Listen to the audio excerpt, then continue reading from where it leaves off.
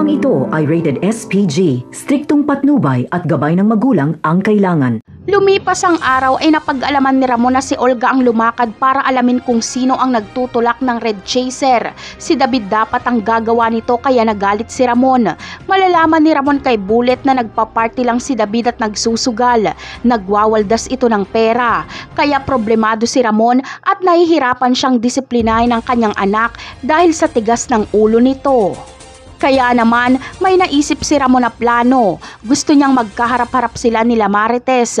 Gusto niyang tulungan siya ni Marites na disiplinahin si David. Papayag din dito si Marites, kaya sasama siya kay Ramon sa isang pribadong lugar. Papupuntahin din ni Ramon si David sa lugar na yon. Inihahanda ni Ramon ang kanyang sarili dahil sa unang pagkakataon ay mararamdaman niyang may sarili siyang pamilya. Makakasama niya kasi sa isang lamesa ang kanyang anak at ang nanay ng kanyang anak. Kahit tuso itong si Ramon ay kinakabahan siya. Ngunit darating kaya si David? Malamang ay hindi. Dahil sa tulong ni Olga ay matutunugan niyang nandoon ang kanyang nanay at kasama ito ni Ramon. Kaya magsusugal na lang si David, hindi siya pupunta sa kanilang family reunion.